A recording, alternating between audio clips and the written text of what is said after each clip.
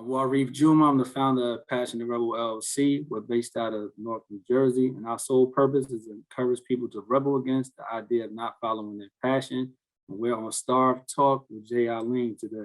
I'm in the studio with Haleem. I'm in the studio with Haleem. I'm in the studio with Haleem. I'm in the studio with Haleem. I'm in the studio with Haleem. You are now in the studio with Haleem. What's up, y'all? It's your boy Haleem, and you are back for another episode of S.T.A.R.V.E Talk. Listen, it's a family affair. I got my fam on here right now, not just Newark, New Jersey fam, but real fam. I'm super proud of this brother because, a lot of times we get a bad rap coming from where we come from, and they're not showing the things that we're doing that's so positive in the community. Growing up the way we grew up, we got a lot of bad to talk about, but it's a whole lot of good as well. And so once I connected with him and seeing some of the things he was doing, like, I have to have him in front of my people and talk about what's going on S.T.A.R.V.E Talk.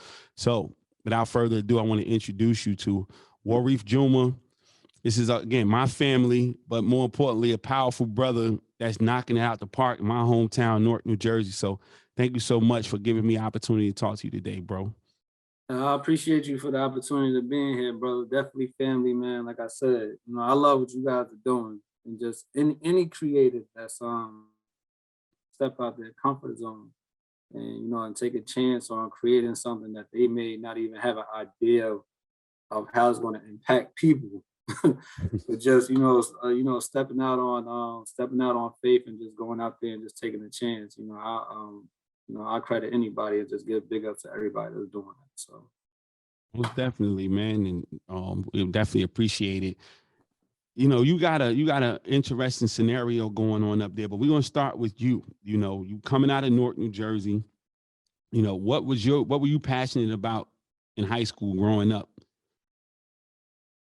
Honestly, growing up, I was into all of the TV shows and cartoons and all that. So honestly, I used to look at those as like career opportunities because, back then they used to say, whatever you put your mind to, you could become. So I used to, be watching Power Rangers and all that. And like, I would be like a Power Ranger or a Ninja Turtle or somebody that do karate or something like in that field. So like that was like a happy time for me to believe that I could possibly be anything, and nothing was out of my reach and everything. And I think and that was around the time of like elementary school and just being in like those freedom times. I guess it wasn't like no worries at that age. And I guess as things progressed and I transitioned to high school, I kind of got a reality check of things. Again, where we come from, we in like the raw feel, the raw feel of everything. You better tell them. Yeah, we in the raw field of everything. This is, and we grew up in the South Ward of North New Jersey and everything. So it's drugs, violence, it's just everything that you could possibly think of. And I think once I got to high school, that's when I kind of got like a reality check of like, there's so many things that's cornering us out here. There's a possibility that you may not progress the way you think you should progress. Yeah. There's like so many things that stacked against you. And I just think, I think what aided me in overcoming that was my family. Yeah. Because my mom and dad were like two people who conveyed the idea of success. And not even just based off what they went through, but just based off the knowledge of being able to grow. That's the main possibility. And again, within our family, we had some true fighters. For sure. Like we had some true fighters. And like one of the people that's always a go-to I think of is my grandmother, Carrie Bradford, because I remember staying down at her house plenty of times. My mother and them are at work, and my father's out of town and things of that sort. And she's there like helping guide us, like, and seeing how hard she probably had it in her life. And at that time, but still able to comfort us with something to show us that it's possible growth out there. So yeah, that's what kind of got me through like those difficult times of thinking like, like we grown at one of the worst places in Literally. One of the worst cities in the world, possibly. Yeah, it You know, really and it's was. like, yeah. At and one it's point like, in the 90s, it was number one. It was the worst. At one point in the 90s, Newark was the worst city to live in the country. And still today, actually, is a thing out where they call it the dirtiest city.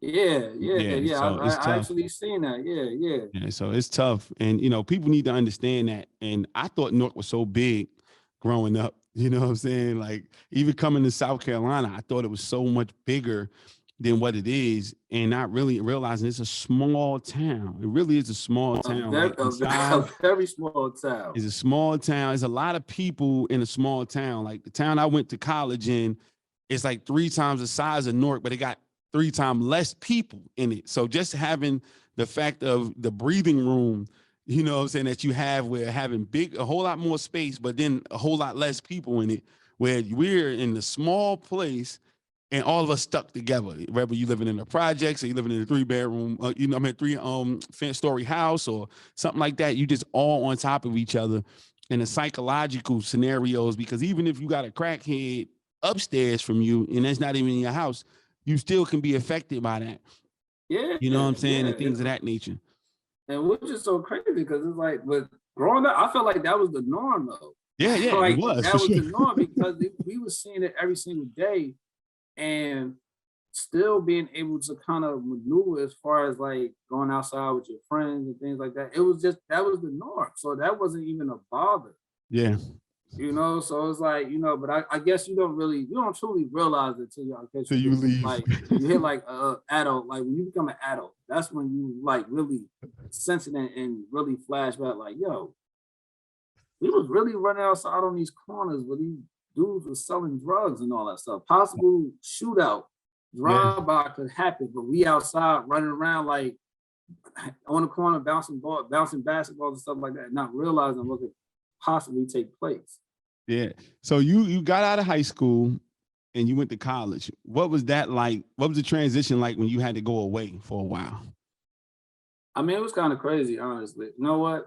I'm not gonna say it was kind of crazy, because honestly, when I got accepted to college, I was like, man, because I got accepted to one college that was Morgan State University. Mm-hmm. That was just based off how I performed in school, honestly, and I wasn't the best scholar in school, because it was other things that I was, as a team, what you focus on, you focus on being with your friends, dressing cool, girls, all this stuff, like, hanging out. So that wasn't my clear focus of making sure that I was setting myself up for the transition. It was just by the grace of God, and a teacher at the time that like was really trying to push me to get into college and apply and do all those things. And I think that the transition was a smooth transition, because honestly, I was looking forward to going away. My brother at the time, was already at Morgan State, so that made it a little bit easier, as well as my cousin also, being that they were already there. They were always bringing me down there for like spring break. Yeah. So I was already like on the campus, familiarizing myself with the area. Honorary student already, right? Yeah, like even when I went down there, I used to take a book bag with me, like the try to blend in. Yeah, that's style. A North Face book bag. North Face book, exactly. And this was around the time of Omavi jeans, all that. Yeah, wow, that's a throwback. And Baltimore, Maryland, Baltimore, DC, they not even up on Omavi and stuff like that. So I was already like, all right, who are the baggy jeans, swamps? Yeah, North Face jacket, because they go crazy over North Face jackets in the DMV. Yeah. So it was a smooth transition. It was an amazing transition of actually getting down there, of just being able to see like a new environment. Yeah. Even though it was similarities of the things that we experienced here, but I think the drugs, like, and what was like, because they had like the highest rate of things. Yeah, definitely. And it was that was a raw area of just being down there and seeing, like, I know people that watch The Wire. Yeah, Morgan State on the west side. Yeah, Morgan State on the west side. Listen, People that's watching The Wire. That's the Thinking real. like, It's nah, right like in the this ain't hood like this too. ain't real, but nah, like we're traveling in the city. Yeah, in Morgan the State Baltimore City. is in Morgan the State hood. is right there. And Right a lot of there. HBCUs are though. It's so crazy. If you ever went up and down the East Coast, I don't know. I haven't really been to the ones in Texas and like Louisiana, but if you go up and down the East Coast, every HBCU is in the hood. You know Everyone what? except for Bowie. Except for Bowie. Yeah, except for Bowie. But it's so crazy that you said that because I was out in DC last weekend. I just happened to stop by Howard. Yes, in the I'm hood. like, Georgia Avenue. yo, Georgia Avenue. You in the hood. Georgia. I'm like, yo, really? I'm like, this is really like a standout. And I think as much as, and we always highlight HBCUs because of the Black community. Like that's a major thing for us in the Black community because that shows us the possibility of growth and achievement that we can have. Yeah. It's something in the area that's comforting to us, Yeah. especially when we're not getting accepted possibly to like Ivy League schools, or some people aren't just getting accepted to college but have a possibility to go to college due to HBCUs. Yeah. You Yeah. know? That's me. I was able to go to HBCU because they was accepting, they had a, open door policy. We graduated and you were a Black kid, you can get a chance to go to that school because I was not college material. I wasn't ready for that.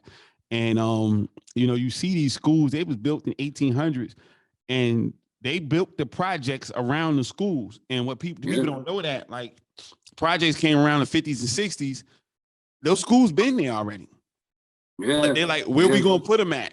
Put them around those schools. Cause if you ever been to Norfolk State, oh my God, like it's just like a war zone around that school. You know what I'm saying? So it's just one of those things. And I know my school in South Carolina was surrounded by three projects, literally 3 projects. So it's a tough situation. I really learned about the HBCUs because my brother, one of my brothers that graduated from Morgan in '96, before that, he actually went to Shaw University. Yeah, North Carolina. So I was learning about it. Then my other brother, he wound up going to Lincoln University. Yeah, PA. So that's how I started like really learning about it. And once I got to high school and like was really doing research on it, because like my mom said at the time, I'm like, oh yeah, I could go to Harvard. And then my mother like attended Montclair State, King, and all those things. So it's like, I got all this familiarity of these colleges around me because my family are going there. I love what you said. That's when I started doing my research. So this is an HBCU, this is Ivy League. Okay. That's how I really started to learn about it. That's a beautiful thing that you said because we in the same city, same ward, but you got a chance to see a lot of college, a lot of higher education around you. Talk about how that, helped you not fall victim to a lot of the situations that was very easy for us to fall victim to growing up in Newark. I think it was honestly mainly my father, because my father he didn't go to college. Mm-hmm. My father he got his GED, and he was always telling me that nobody on his side of the family, of course, my grandmother, his mother carried Brailsford. Mm-hmm. He was saying that a lot of his family didn't go to college. The highest, right. the highest degree of education was GED, and plus a lot of them were from the South too. Yep. And on my mother, like she was the first one like to really set that example for us. Yeah. For us to lead, to follow in those footsteps. And and I'm gonna say my father again, because even without a college education, he still conveyed the importance of education. Yeah. His education was learning the world, learning the environment, learning society. Yeah. For him to kind of get acclimated to what was going on around him at the time in order to survive. Yeah. And for him to not have that formal education, that formal learning, and to say he's a very intelligent brother. Oh my God, he's a very intelligent brother. And for him to convey to us and say, no, go to college. I stood on enough corners for all of you. Wow. Go to college. This is important. Look, your mother is setting the standard for what it is. And I think that really set the path for like each of us. Like at the time, I'm like, if I don't go to college, I don't know what else I'm gonna do. And I guess that's a lot of people now. You know, that's a lot of students now, or just a lot of people. And it's just, you know, if I didn't get that acceptance letter to that, like I don't know. Of course, I had got accepted to like Essex County and stuff like that. And you know, my mother is a graduate of Essex County. Yeah. You know, she's a graduate of Essex County and made her way to Keene, Montclair, and got her doctorate from University of Phoenix. Yeah. You know, so, you know, like I said, like, you know, if it wasn't for him conveying that and just showing that the important, emphasizing, like, listen, this is achievable. You can do this. Like, you know, your mother is the prime example for it. She came from a difficult time and made it to here. You know, and I think just for me at that time, that was a big part. That was a big change in my life, like a major change. And if that didn't happen, honestly, I don't know how far I probably would have went in life, because and I think that's anybody that just reflects on a moment of time, you know, and just say, you know what, dang, if I didn't go to Morgan, I possibly wouldn't have met the number of people that I've met, you know, and traveled as far as I did, and, you know, and got those experiences, and just look forward to, you know, going to colleges and going into homecomings and trying to get people to not even just go to college, but just be the best version of themselves. So that was between his words and my mother's actions, that was the formula that got me into that mode of like, you know what, that is a great decision for you. That's dope, man. That's dope. His words and her actions, that's everything. That's a bar right there, because that's what partnership looks like. You know, everybody don't have to do the exact same thing, but if everybody's playing their part, you can see what comes from that. And you judge a tree by the fruit it bears. So you're talking about multiple siblings that went to college, you know, and you following in footsteps, but from the parents. And the parents are, you know, they the ones that put that thing together. And now you see that you can see, you know, judge a tree by the fruit it bears. You birthing multiple college graduates, it's multiple successes and things of that nature. But it was because they played their position. You know what I'm saying? You got so many nowadays wives trying to be husbands and husbands doing wife things and blah, blah, blah, blah. And what I love about their story is that what he was is what he was. You know what I mean? She saw him for what it was, and he played his position to the letter. And he empowered her even within his kids' eyes. Like, yo, pay attention to what your mom doing. He could have easily been like, because I literally was talking to a brother recently, and he's like, man, he's like, my baby mother be telling my kids, like, you should be better than your father. And he took offense to it. And he's like, why should be better than me? I you know, he is not, you know, he's not unsuccessful, but he had a hard way. And so he didn't get it that, like, I want my kids to be better than me. He like, nah, they don't need to be better than me. They just need to be, you know what I'm saying? I'm good. They can be like me. I'm like, nah, you missing the point. And so your parents had it. They understood, like, y'all don't have to go through all of these hoops and bounds that we went through. You know what I'm saying? We went through those hoops and bounds so you don't have to. Like he said, I stood on enough corners for all y'all. And it shouldn't be 3 and 4 and 5 generations having to stand on the same corner. Because if you think about the Kennedys, the Daddy Kennedy was a bootlegger. You know what I'm saying? So, and he had mob ties. You know what I mean? So now the Kennedy family is still going to the point where you got multiple generations. I literally just did business with Mark Schreiber. What people don't know is that's one of the sister Kennedy. That's John F. Kennedy's nephew. You know what I'm saying? Like, so, like, he's still knocking it out the park. He has a bunch of business scenarios going. And a couple years ago, I got the opportunity to do work with him. Look just like them jokers, man. Like, that's John F. Kennedy's nephew. So they ain't never, ever have to worry about coming up from the bottom. They ain't never had to worry about being bootleggers because their grandfather and great-grandfather was a bootlegger. You know what I'm saying? Like, it is what it is. What you had to do to survive, you had to do to survive. But it's not your survival should not have to be the next generation survival. I totally agree with you. That's just like for anybody of how you deem yourself to be successful. And I just think that's like always one of the toughest like conversations to have with people, because it's like, you know, a lot of people are setting bars for themselves at certain ages. And honestly, that's how I was learning in the classroom when we used to have people come talk to us like, you know, what you want to be. And at the time, I'm like, you know, I want to be a doctor.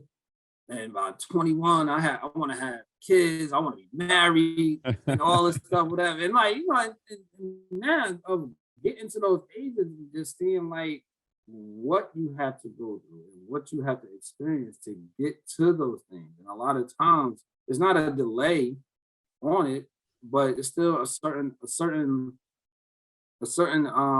time frame Yeah. that's needed to achieve certain things. Because like, you know, when you say you're going to college, like, you know, I want to graduate college by 22. You got, honestly, a lot of people are graduating like 5 years. Yeah, They 5 or got 6 4 or year 5 years. plan. So, you know, not a lot of people are getting out of college at 23, 24, 25, you know, and it's just life motions that come into play that kind of, you know, that sets you on a different path, I wanted to say, you know, and it's just, you know, and just think about those things, just think about people, how they set those bars and they don't achieve certain things by a certain time. They deem themselves as unsuccessful. And you can't Yeah. do it because not everything comes at the time that you're trying to that you're selecting. Yeah. You know, so You're it's like absolutely right. you can't say you getting your you can't say you're getting your doctorate at 20, knowing like the phases of school that you have to go through of getting your bachelor's, your master's, and then getting to that next. Well, that school, that's a product of school though, because school is truly the only thing in life that you can set a clock to. You know what I'm saying? Like you go to school and you know that if you do everything you're supposed to do at this age, you'll graduate high school. If you do everything you're supposed to do, you can graduate in 4 years on time in college, right? So you know that. Once you get out of there and go to the job, you can't automatically say that you're going to get a raise every year. You're going to get this, but like nothing else is concrete like that. And they don't even know, even after your first year, like an undergrad college, it's not the same. You know what I mean? Like if you really do your work, you can, because there's a system. Like there's a lot of good students. They might not be great people in the world because they don't really understand that algorithm, I'll call it. But they learn the school algorithm and they can haul ass through school with no problem. Like, I'm good. I got the system down. And yes, you can get out at 22, 23. But after that, it changes. You might get out making 60,000. You can't just say in 2 years I'm gonna make 100,000 at this job, because that it don't work that way. And I think people be stuck in the school terms of things and not really the reality, because not only the time frame, but there's a level of maturity you got to hit too to be able to do certain things. Like you're not mature enough to handle something that you really, really praying for. You know what I mean? Something that you really, really want. Like you want to be a doctor at 25. Are you able to handle the insurance that comes with being a doctor and being caring for people's lives? You might not be prepared for that. So you might need to take that extra 5 years and see how another joke can handle it when they lose somebody on the table, or when they got an insurance claim from a family or some other stuff or lawsuits. It's a lot that go through it. And a lot of us are not informed. We're just informed of the fairy tale. You know what I mean? It's always it's always the destination that they're telling you the destination. We're not being educated on. I was like, okay, you're going to New York. First of all, you're not paying attention to where you are. You know, like, okay, I'm in San Francisco. So, because where you are is more important than where you want to be, because that's going to dictate how you're going to get there. Whether it's going to be plane, train, bus, whatever. So if you're in San Francisco, once you figure that part out, then you can say, okay, I'm going to New York. Well, if you got $2, you might not be going to New York no time soon. If you got 200,000, that's something different. So we have to start talking about that. Like, okay, understand where you are right now. Yes, I come from Newark. I have a family that don't have any money to send me to college. I have this, I have that. So I have to actually have straight A's or this if I want to get a scholarship, or I have to kick ass in basketball or football or do whatever I need to do, or I need to do a combination. I need to do real good in school, maybe not straight A's, but A's and B's, and then knock it out the park in basketball or baseball or whatever it is I do, or whatever my elective is. And then I can combine with that, and maybe if I get a job, I can get a partial scholarship, and then I can pay some of the stuff. And you know, I mean, like really, we have to start with where we are, because it's going to tell you what you need to do to get to where you want to go to. And that conversation usually doesn't happen. It's crazy that you said that too. I was actually I work with a few seniors, and one of my seniors in particular, he for some reason, I don't know why these seniors want like that instant gratification of Yes. like, I want to graduate now. I'm tired of this. I want to get out of here. I want to get out of there and make money. But they don't have a set plan in place. And one senior in particular, he was like, yo, I don't want to go through like those life trials where I get laid off from a job and things like that or whatever. Like, I want to get out there and just make this money. And I'm like, bro, your failures is what's going to create the success story. Like, Exactly. I'm like, you can't pick and choose what you're going to experience. Like you just gotta go out there and take the ride. And I'm like, you don't rush anything. I'm like, anything that's, my father always told me, and I always use this exact quote when I go speak somewhere. He said, what you're seeking is seeking you. And within that search, you got to put out a set time frame in order to fulfill that search and that goal you're trying to reach. Yeah. So and within that journey and that search, it's going to be difficulty. It's going to be difficult. Everything comes with a difficulty, right? It's like living in the world. You can't have, as much as I hate it, you can't have positivity without negativity. Yeah. The kind of, because they kind of reinforce one another in a sense. It's like love, hate, like, like they mirror each other. Like you can't live in this life without two things that mirror each other. Yeah. It's important. Exactly. So you can't have success without your failure. It's balance. And it's all about how you look at it. You want to acknowledge your failures at the same time. Is it really a failure in certain instances? Sometimes we overlooking that stuff. Once we say to the universe, we want something, and we start walking in that path, what you really feeling is the universe going into alignment for you. And that's what usually happens. So you think about when somebody starts to grow a garden, things start to happen and you don't know what's happening underneath that ground. Your job is to do your part. Get the ground prepared, do what you need to do, put the seeds in there, water it at your scheduled time, protect it from, whatever vermin that's around that can come and get it, and let what happened underneath happen. And that's the hurtful time because you don't have a clue. Yeah. And you want to know the funny part? 5 years of having a garden, you still don't know what's going on underground. But because you saw last year came, and the year before that came, the year after that came, you got faith now. Like, you know what? I just do this and here it comes. Because you've seen it happen. You've seen the fruits of that labor come back. Maybe it was 2 this year, the next time it was 22, but you see something happen. And so you like, all right, I'm cool. Let me go ahead. But we all got to see those wins, but we got to experience and acknowledge that, it bothers us to not have control. And you don't. You can't control. We couldn't control COVID-19. It's thought of that some people did, but the majority, the masses couldn't control it. And it was what it was. And things happened and you had to adjust. But that it created opportunities that made millionaires and billionaires out of it. So, somebody's walking in the rain. I always say people is raining on the same street. Somebody's smiling, somebody's pissed off. It's the same water. Both of them get hit the same way. But somebody's dealing with it one way, somebody dealing with it the other way. So it's crazy. And so we talk about this because we talk about growing up in the same place. And you went to college, went to another place that had drug-infested scenario. You know what I'm saying? How did you overcome, sidestep that with everything that comes with that to start going on your path to being an entrepreneur and going into your career? I think honestly, I didn't have anything else. Like I seen like I had a group of friends at school and things like that or whatever, and everybody was so excited about freedom of being on their own and being away from home, but not realizing the responsibility and the power that came with it, and more so the responsibility of assuring yourself that you're handling your business. That was the biggest part that came with it, because if you weren't, that power and responsibility was going to be taken away, especially if the parent is providing the financial aspect of making sure that you're there and everything. Like you said, when doing something, you got one job to perform. You got one job, and that's like, especially if you didn't have, like, at that time of being 18, 19, you didn't have any kids, you didn't have any bills, you had one job. So for me, I didn't want to lose that because I was looking forward to being on my own and trying to, establish myself. So I didn't want to lose that. And that was a great feeling to me.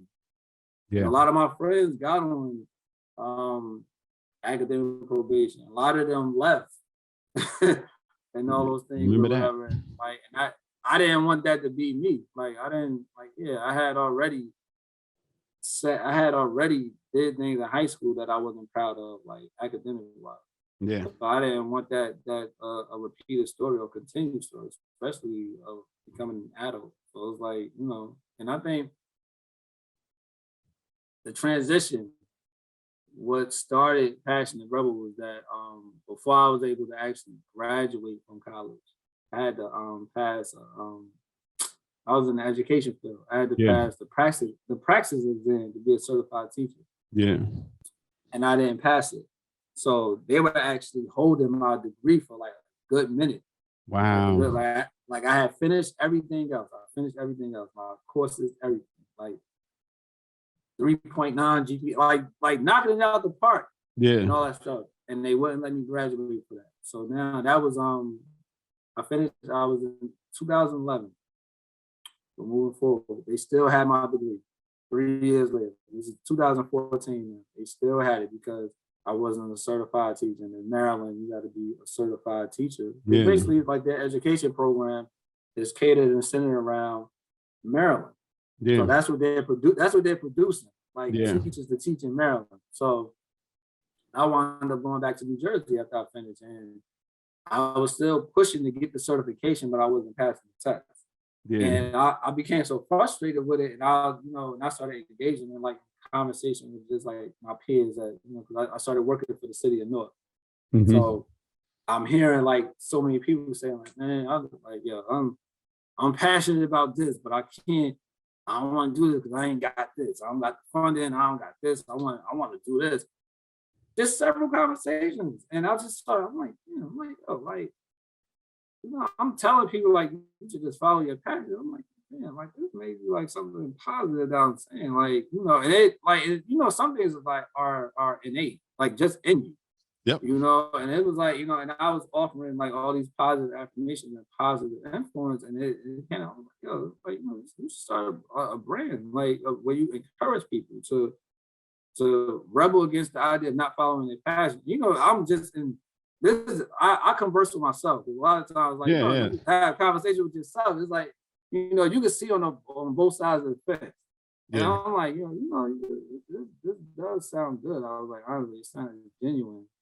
Just trying to help people and just encourage people. And I was like, what's the best fashion? What's the best fashion to go about it? And that's what stuck out to me when I said, what was the best fashion? I'm like, hold up. I'm like, wait. I think I can connect people with fashion, with doing, shirts and stuff like that. And I had pitched it to my man one day. He was a rapper. Like he rapped, but he's actually a firefighter now. Ill rapper too. And he was listening. He was like, yo, that actually sounds like that's good that you want to encourage people. And that's what generated the flow of it. I'm like, and I started, Passion Rebel. I started Passion Rebel. I just started like days that were oncoming days. I just kept murmuring it to myself, like, okay, all right, boom, all right, here we go.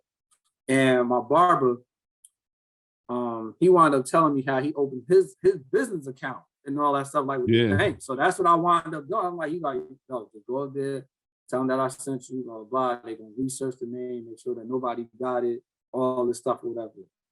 So that's what I did. I went to Santander Bank, and he, like, the dude researched, like, so, as an LLC, blah, blah, blah. So he wound up establishing it. And then as I was like, but, I was taught to inspire the youth, the community. So I got to incorporate it. I can't do fashion without trying to genuinely inspire people. Like, I just don't want to make people look cool. I just don't want to do the hats and the hoodies and like, you look like, it gotta be a change. I said, because I don't like feeling like I can't follow my passion. So I know there's a lot of people that feel like that. And I was like, you know what? That's what's impacting the world. That's why there's so much hate and such a divide amongst us. because everybody is so hateful and regretful of not doing something, and they see somebody else doing something that they wish they could do, or go places, or just be happy, and that's what's creating a divide. I'm like, yo, I want to be that denominator. Yeah. You know what? I want to be like that can inspire people. Like, yo, listen, if you just do it, like, you don't gotta worry about that. Like, the obstacles are gonna come with it, but trust me, like, when you look at all these Gucci, Louis, Bad Boy, Rockefeller, like all these different brands and labels, especially like if you in the hip hop, if you in the fashion, or even food, like you see like how all these brands are. So like they started from the exact point where you want to start from. Yeah. Some had more than others at the time to do it, but it's still a starting point. Yeah. So that's how it really came about. It really came about from me not being able to get my degree when I was supposed to. That's what created Passionate Rebel. Passionate Rebel. Yeah, and it's never a regret. Like, people used to ask, like, yo, you not mad at, like, nah, because honestly, what's meant for you at the time is going to be meant for you. And I think if I had acquired my degree at the time, I would have just strictly went into the classroom. Yeah. And just taught. But I'm like, I started looking at it like, yo, this is a bigger picture than that. And then I wound up acquiring my degree. That was the next question. So you end up getting it anyway. Yeah, and which honestly, they gave it to me in 2017. And you was done with, you fulfilled all your requirements and what all year? The requirements, fulfilled everything. Like, yeah. I didn't have to go on campus to take another class, nothing. Like, I'm just saying, you did all of that in what year? I did all that in 2011. So from 11 to 17, they had you on pause. Had me on pause, and all I had to do for 2017 was to call and just say, "Hey, listen, so they was offering like another alternative program, like not even an alternative program, but everybody that had their internship, finished everything. It was you could switch your studies over to like a applied liberal study. Yeah. For like an art like an art program and stuff like that. In which applied liberal studies is you're gonna apply your degree to any area. Yeah. And I was like, honestly, I'm fine. I'll take it. Because at this point, I'm already an entrepreneur for about 6-7 years now. Yeah, you were already wiggling. So like, yeah, I'm like, I done found ways to bring in income. I done found my own way to get into the schools without actually having to be an actual teacher. I done made these relationships with principals and people, and then, I got people call like say, hey, we want to book you for, to come speak for an hour. Like, and I'm like, oh, like, okay. And it's like, and I had to operate in that fashion of like as if I never went to school, because if I didn't, I was going to still dwell on the fact that I put in all this work and all that stuff, and I didn't get what I mainly went to school for. I love it. I love it.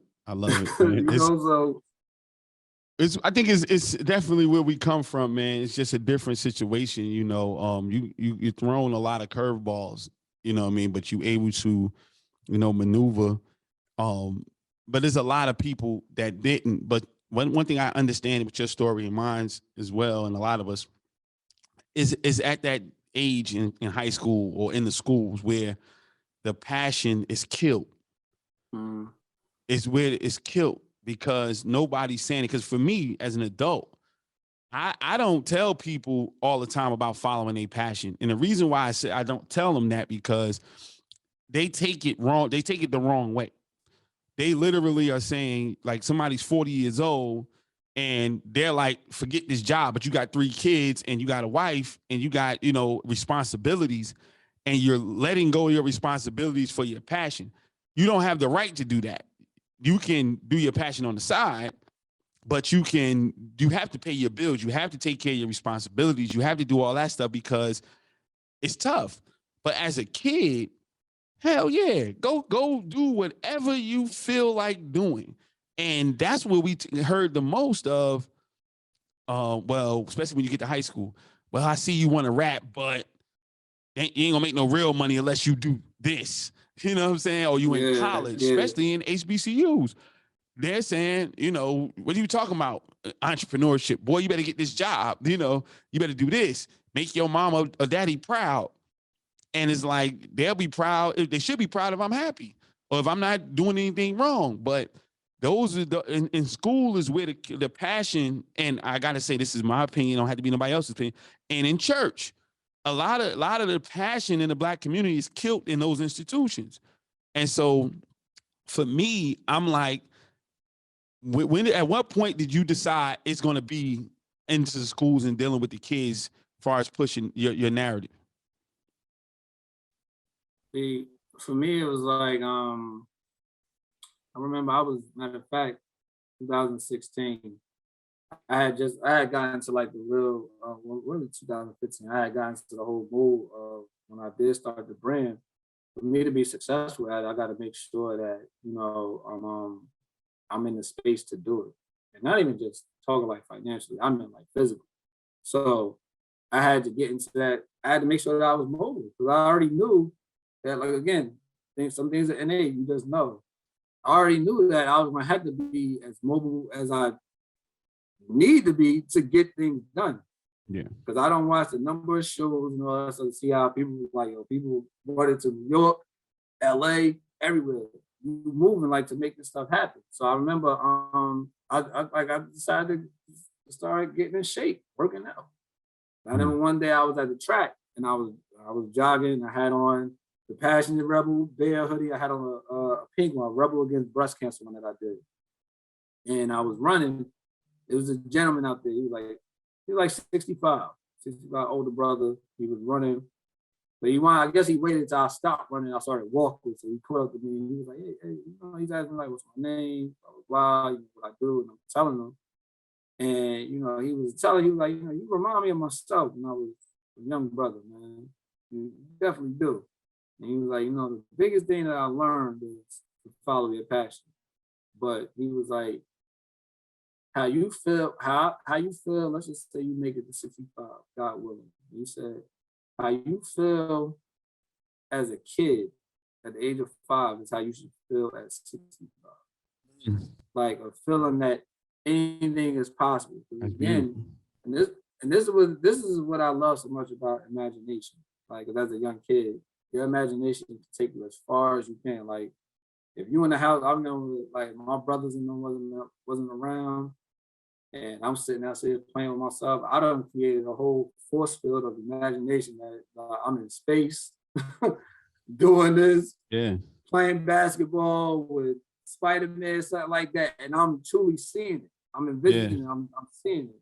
And as a kid, your imagination is so free. You don't have anybody telling you that you can't make it as a kid. I love it. You know, so that was what it was for me. You know, when he said that, and he was like, you know, you got to impact the community as much as you can, and the youth, because the world is always going to continue to transition, and we can only grow when we're moving collectively. It's a journey. It's going to be a task because everybody is dealing with a whole bunch of things, you know, but everybody has one common goal, which is to be successful in life. You know, it may be derailed just based on perspective because of where you come from. Yeah. You know, of how you get to that goal.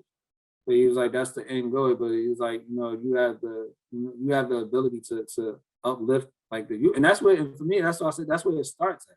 Like, I can encourage older individuals, like listen, you got the opportunity, you got time, but to me is with the youth, because one day possibly I do want to have a kid. Yeah. You know, and you know, I don't want not even just to get my niece, my nephew, my goddaughter, my godson, cousin, little cousin. You know, we don't want to. Again, in our family, we have so many, like so many. You know, and we don't want to continue like that generational curse of saying like, yo, at 5 we telling you can be anything that you want to be, but at 17 when you finally saying what you want to be, and we're telling you like, nah, listen, yo. The total okie doke, right? The total okie doke. They hit you like how you want to tell me all my life from the age 5 up until like I could be whatever, I can go wherever I want, which is possible, but based on your obstacles that you face and what so-and-so faced and what you see, now you're going to try to block me because you think I'm experiencing the same thing. And now, in order to not do that, you want to try to set me up with the Ogie dope.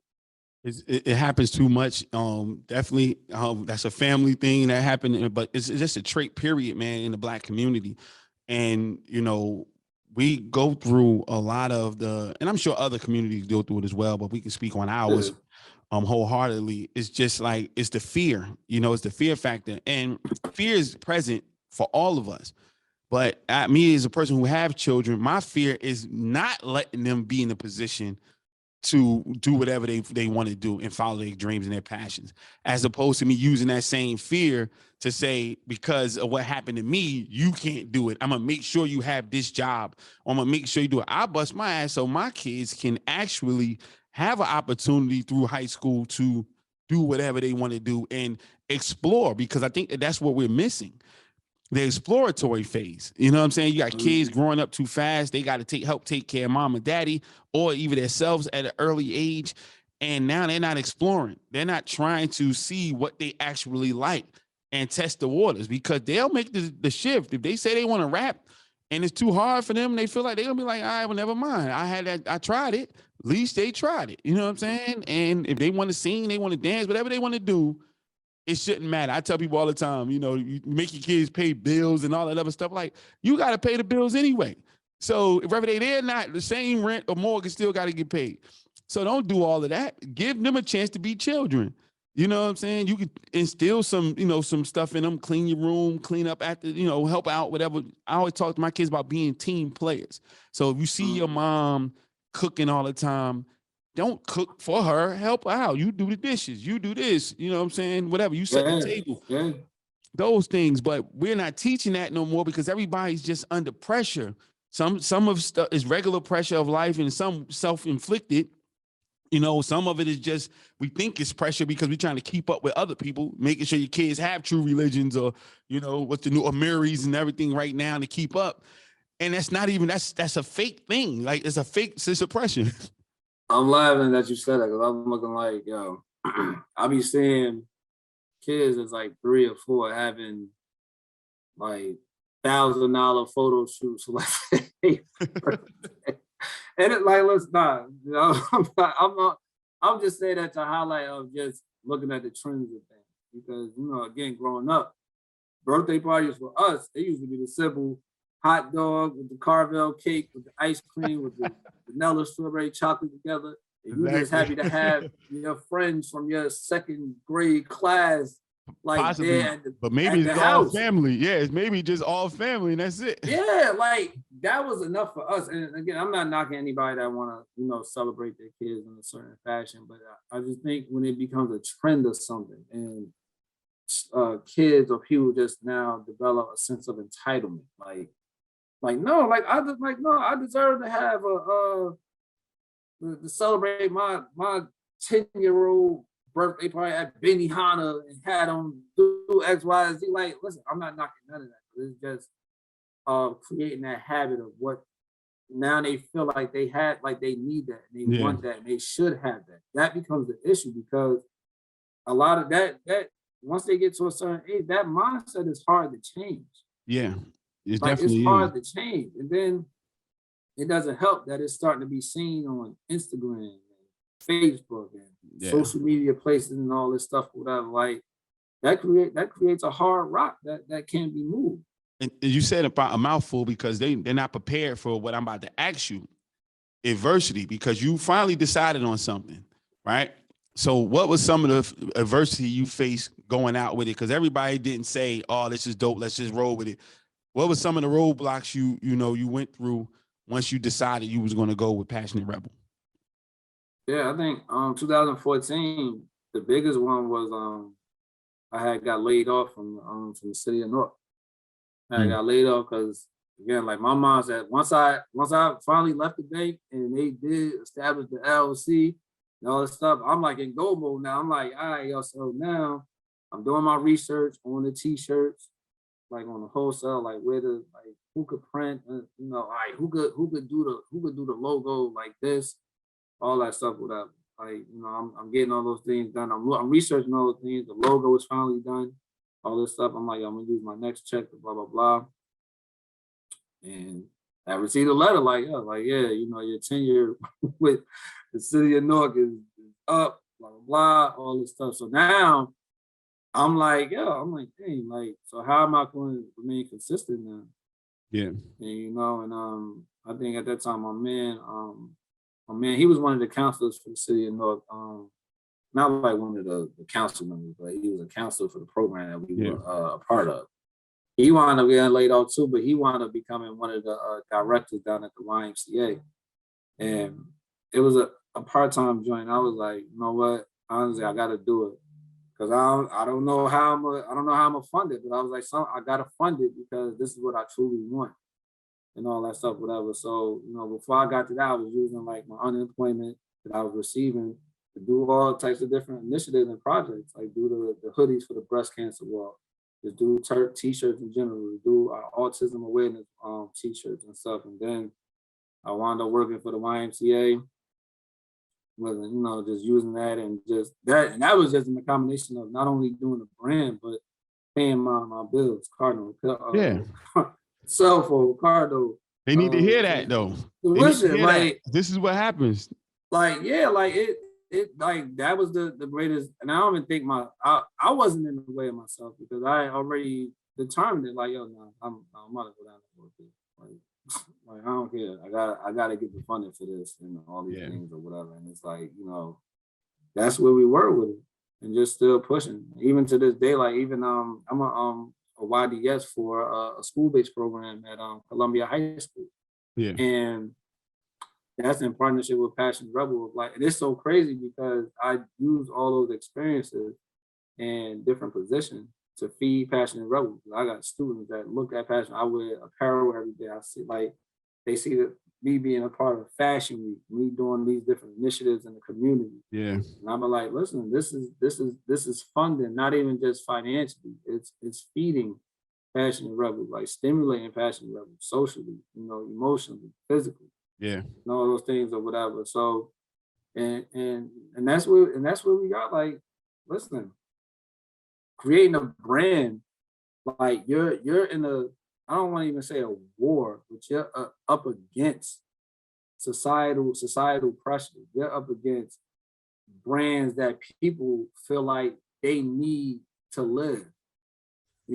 Like, and we're going in the door. What I can say about Passion Rebel, like we're not scared of anything. Like we're in the room with all different type of nationality, people of different ethnicity, that don't even know, what it's like coming from our community, So and like we're in the face of these people, and we done created lanes that a lot of brands haven't created. Like we created a mascot, a Passionate Rebel mascot that just goes to schools and take pictures and stuff. And I love that idea, man. I love that idea. That when you told me that, I'm like, yo, we got to get you over to Vegas, man, because it's just so ill. And you're right. A lot of people aren't doing that. And so that's just an ill situation, man. And I definitely got to applaud you for that. Who came up with the idea for the mascot? It was the mascot is actually supposed to be a representation of me. That's why he's light skinned. He's supposed to be a representation of me. That's why it's like when people be looking at it, it's so like it's a conversation piece. When I first did it, even like you can see the change with it as well. Yeah. Passion Rebel University. When we first did it, it became a conversation piece. Of course, people like, yo, that's a Kanye bill. So, people looking at like college dropout. Yeah, the college dropout joint. Yeah. Uh-huh.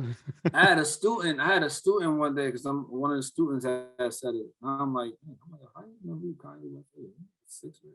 And one of the students actually, before I said anything, she was like, no, that don't even look like the Kanye West bill. Like, look at it exactly.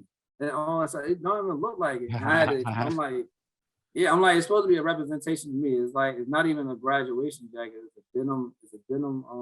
Because at the time when I was having my man design it, that's what I was wearing. I had a denim button up on with a V-neck and my glasses.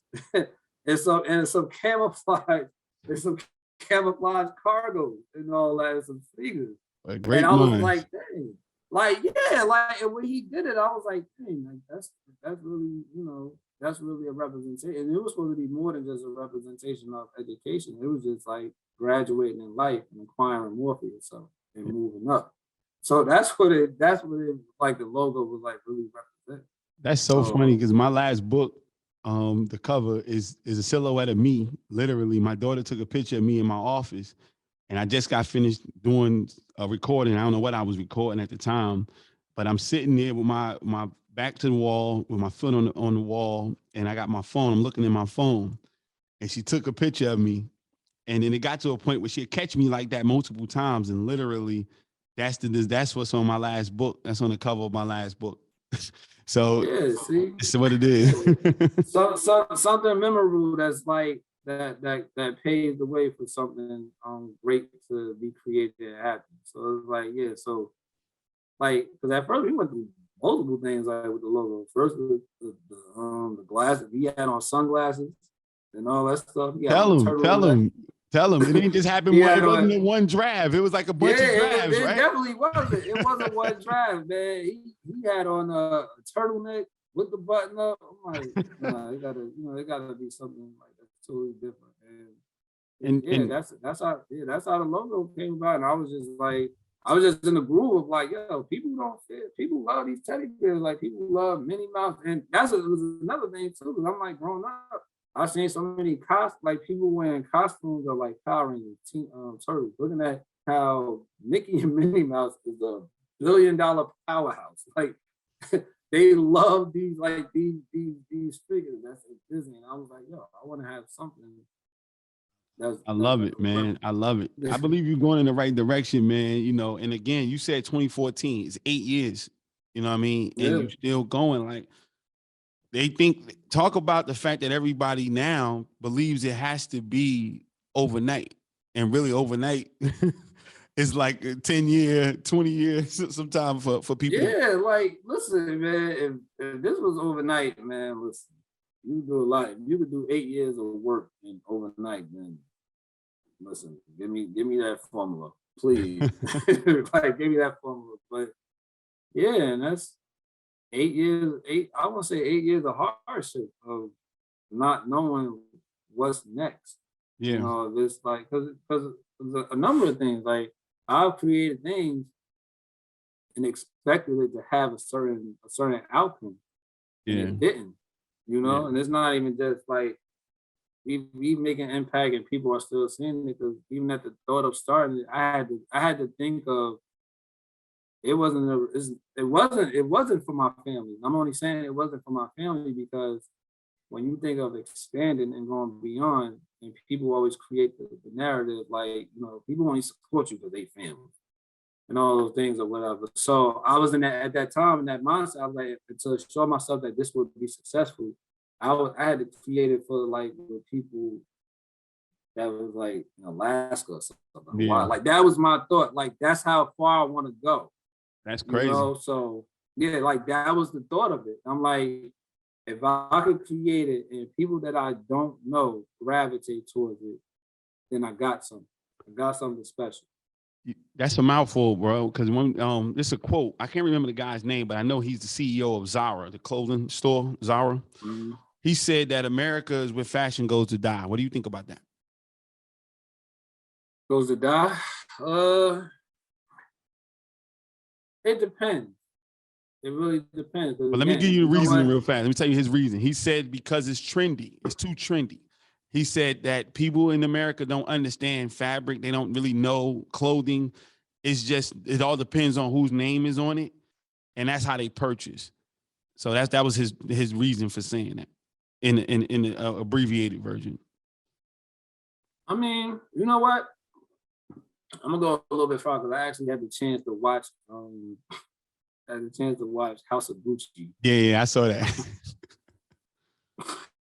And the biggest thing, because I was really watching it to see if they was going to highlight the Dapper Dan. That's what I was really watching it for. Yeah, nah. And all that. But the biggest part of it was when she was in the house and the maid came with the bag. Yeah. And she was like, where did you get it? And of course she went their research and seeing how they related the bootleggers to Mhm. African American, which sparked in my head. I was like, which I always said to myself, after hearing all this like controversial stuff about Gucci and stuff throughout the years, I'm 120 million% sure that they never created it for Black. Yeah, of course not. So when I seen that part, he said, when he gave his response, right, Al Pacino gave his response to saying, was not fake and all that, but it's not Gucci. Yeah. Meaning that it's not the original. Yeah. And if you want to feel like you're a part of Gucci, then let them go buy it, boom. But if you want to feel like you're a part of Gucci, then go to Gucci. Yeah. And all that stuff or whatever. And everybody, and honestly, I feel like all those things is trend. That's why I always said when I first started the brand, I didn't even want it to be a fashion brand because I felt like everything was oversaturated. Like that's like anybody could grab a t-shirt and put the word yo on it. Like, listen, I got this yo on. Like, you gotta mess with it.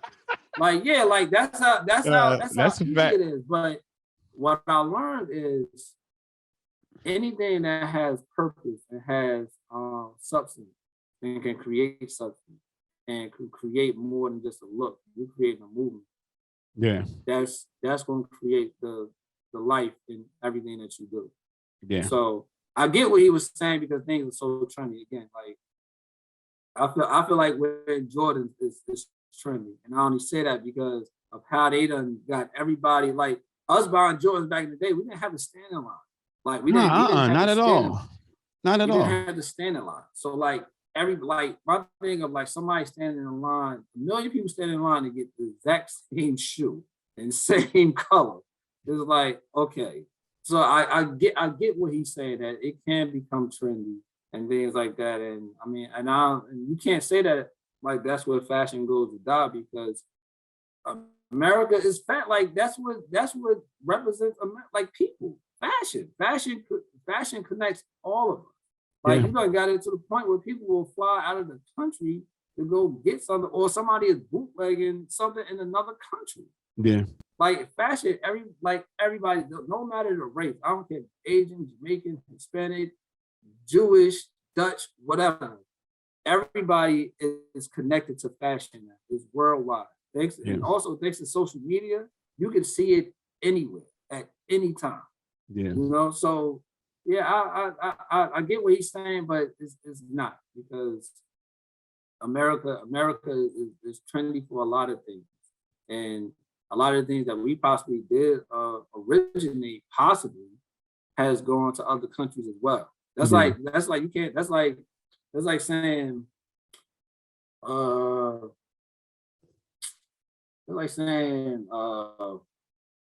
England is where hip hop died. Like, no, like you can't say that. Like I can't, like hip hop started in the Bronx. Yeah. Like music is powerful. It's everywhere. You have people from different nations that's creating music that's heard everywhere. So you just can't say something goes somewhere to die. You can't say that. I think you look at his narrative, and I agree, and definitely with your narrative. You look at his narrative, where again, this is just a big time businessman in the fashion industry, and one of the reasons why he said it, the conversation came up, and I was reading his piece, is because he doesn't have a lot of stores in America. He has like a couple hundred stores and got like 20 in the United States, maybe a couple more at this point, because I maybe read it about 5 years ago, but he didn't have a lot of stores, and everybody's trying to wonder why he didn't have a lot of stores in America. And this is why he chose to not do it. And I imagine, because again, I listened to like Remy Ma's interview on Drink Champs, and all she talked about was so you a bum, you dress at, and you shop at H&M, you shop out, you won't catch me dead in Macy's. And you see what I'm saying? Like, when you start to hear, these are the people these are our representatives, because he's not from here, he's from Europe. So he might hear a rapper or a celebrity that's Black more so than hearing somebody like us or somebody that's coming from the trenches. He's going to hear the celebrities, and the celebrities are saying, you're not popping, or what they call it, you're not lit if you're not shopping at Gucci, Prada, Dior, or something like that.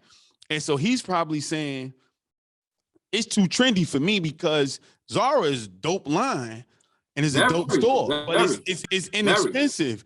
And they're equating, because what's wrong with Macy's? Macy's ain't never been a bad store.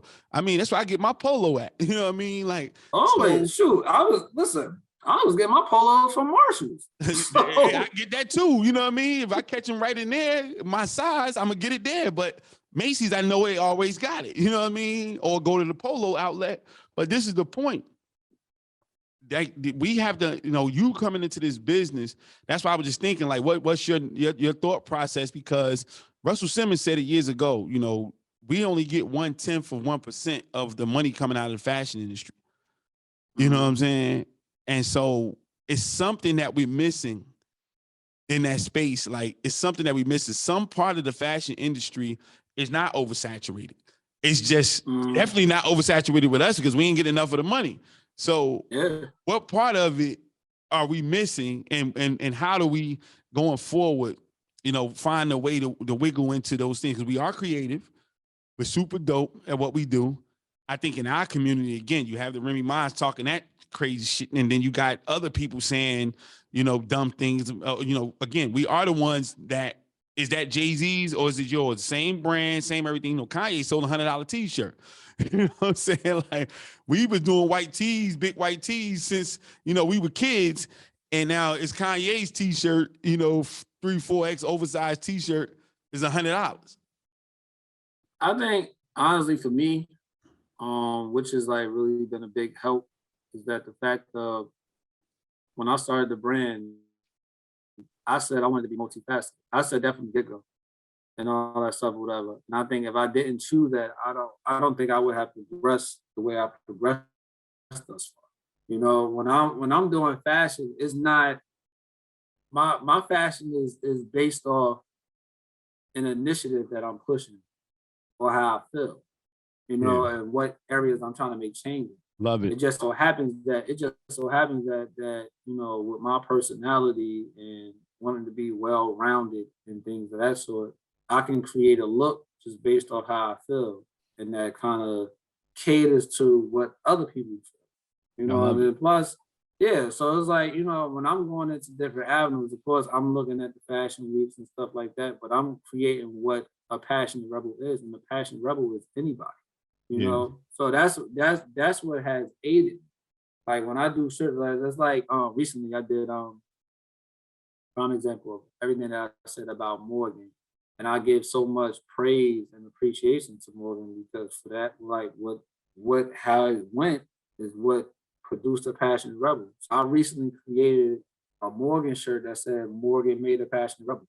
And a lot of my fellow Morganites was buying the sweatshirt. You know, and then it got to a point where someone hit me and was like, hey, are you gonna do that shirt for other schools? And I was just in a selfish mode at the time. I'm like, yo, Morgan, I don't rock with Clark or Montclair and all that. But then another person, my people, she hit me and we actually discussed it and was talking about it, and was like, you know, and honestly, like, you should, because that's a representation like of everybody and how the Black community praises HBCUs. And I was like, you know what, you can actually be visible without being visible, like on these campuses, honestly. And what it represented, I wish I would have brought the shirt down with me, but and what it represented, it creates another lane.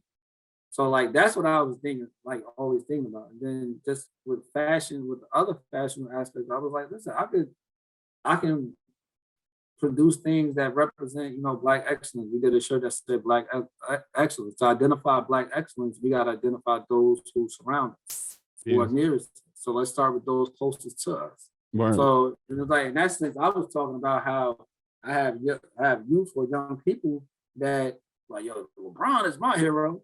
And you know, so and so is my hero, but don't highlight these teachers that raised them, or the sanitation workers who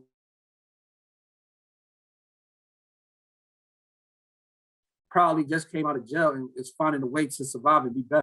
You know, like and those are like, so I always base it off initiative. Yeah, I think that's dope. Angel of it.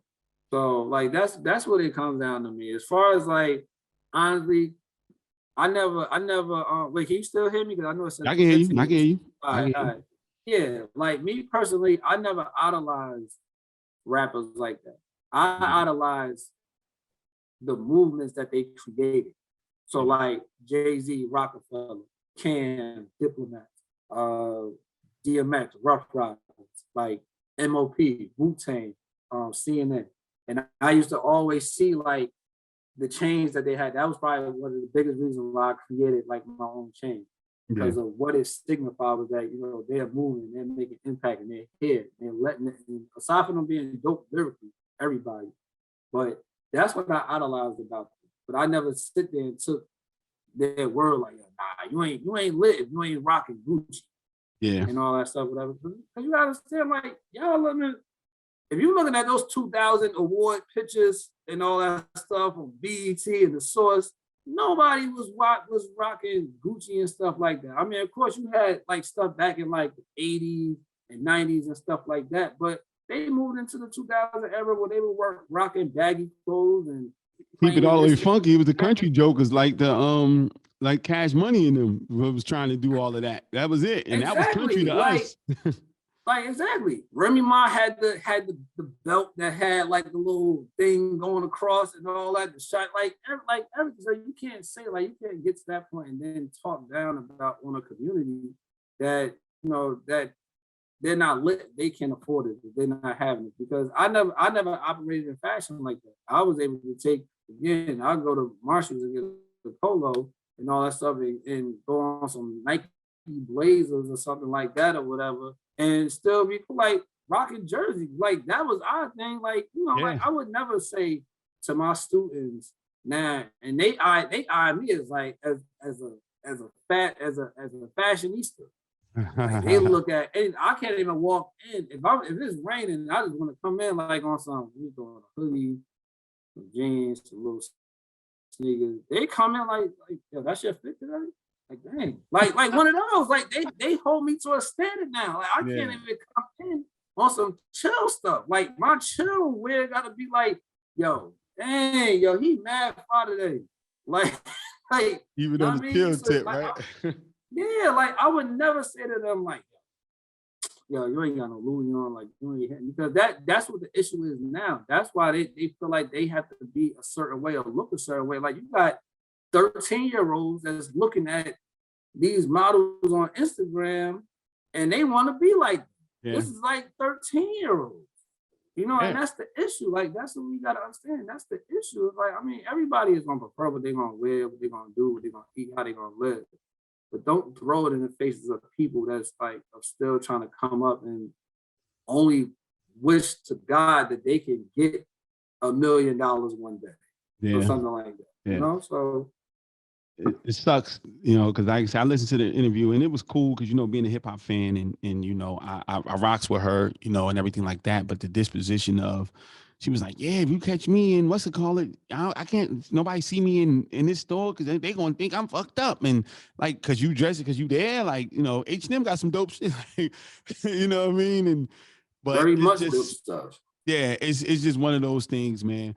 So again, you know, people understand and heard your story, heard what you go, and I love it. I love the fact that everybody, they always think that it's just like leave the job. I put that in my second book. The first thing you do is hustle while you work. You know what I mean? Like your job is your number one investor, because you know a lot of people not giving you $50,000 or $100 million to start with. Like you got to start with what you got, and so you got to have that job, and that helps you out.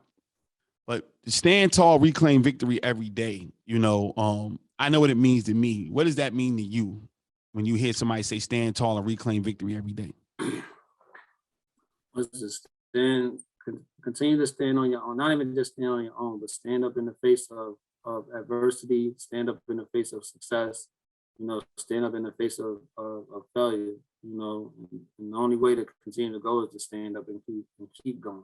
Yeah. You know, and no matter the position, you know, there's a possibility to be successful and reclaim or even claim, you know, those positive affirmations that you place out there. So there's no limiting yourself just based on where you are, because I mean you have people who started in worse positions, you know, And you have people, honestly, you have people that's in the best position that want to be like where some of us are. Super weird. Like, listen, everybody is a human being at the end of the day. I don't care. They got 600 gazillion, billion, zillion, whatever that the top number is.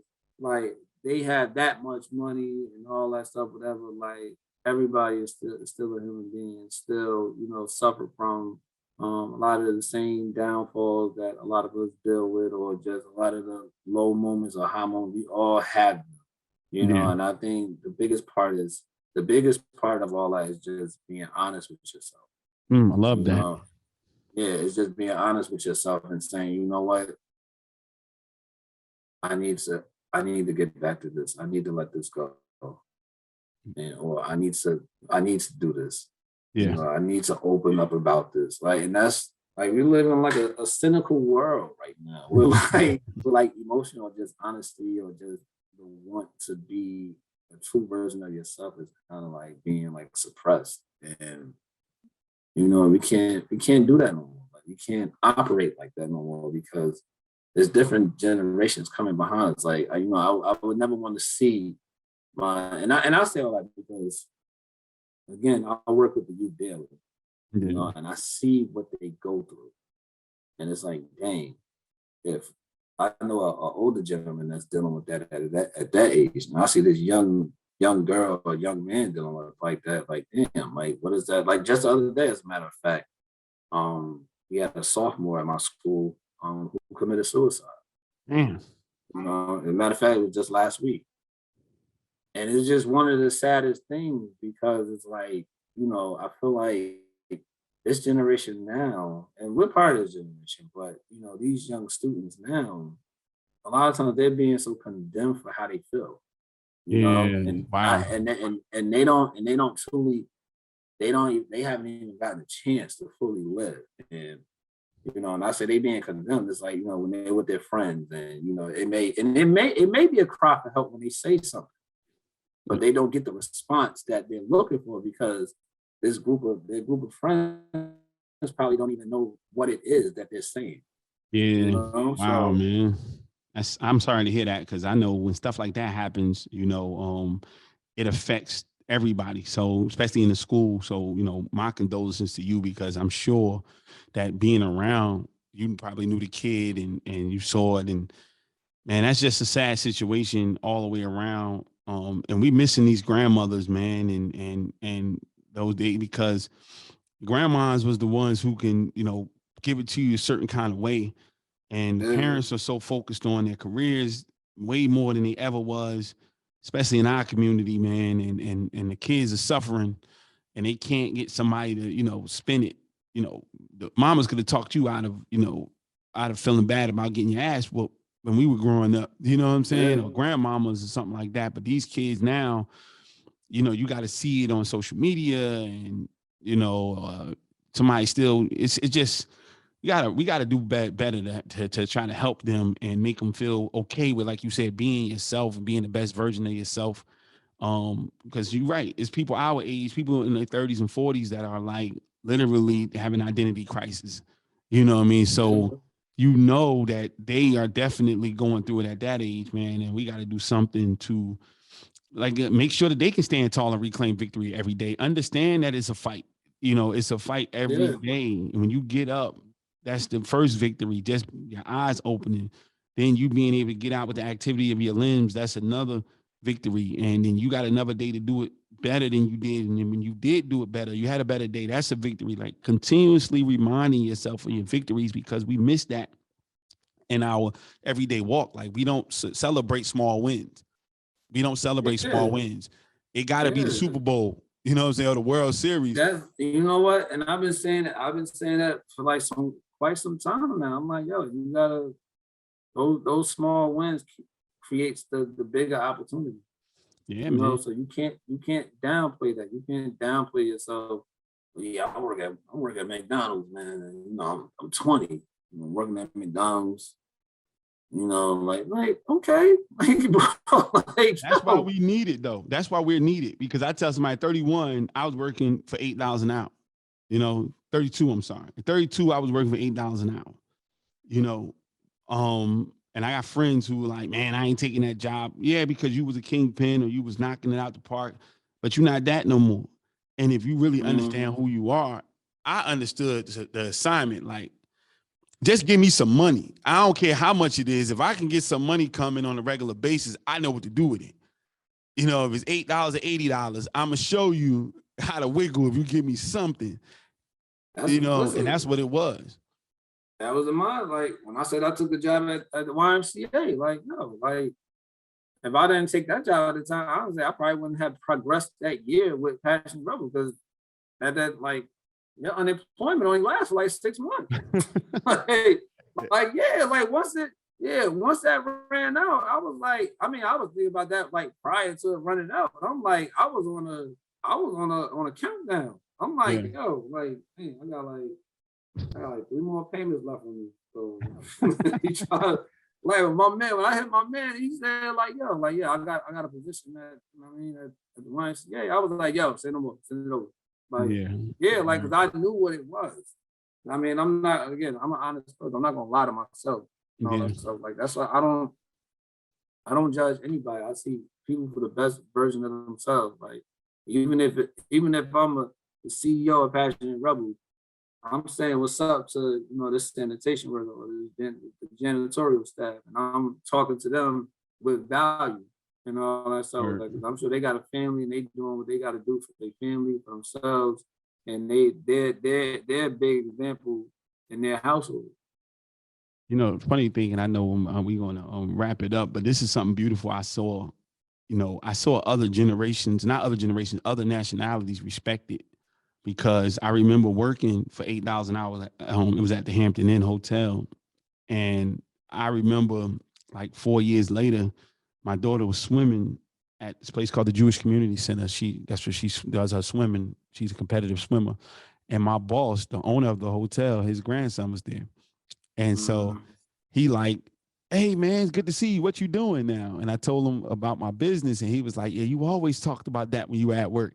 He's like, I'm so proud of you. I'm happy. Like other cats would have, like, he saw me at one spot and he understood because they come from overseas and be driving the cab, and before you know it, they own a whole block. You know what I mean? Like they understood what it was. You know what I mean? Like we're looking like holding you at the $8. Oh, I saw you working for $8. I saw you mopping the floor. Like today, but they ain't gonna be where I'm gonna be at next year.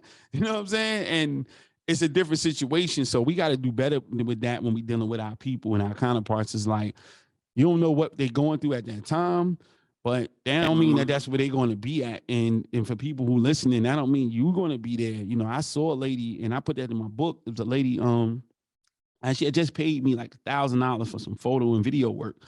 And the next week she walked into my hotel. She had a friend that was coming in town, and he was staying at my hotel. I didn't know. She literally walked in. I got the mop bucket in hand. I'm getting busy at the front gate, front of the front desk.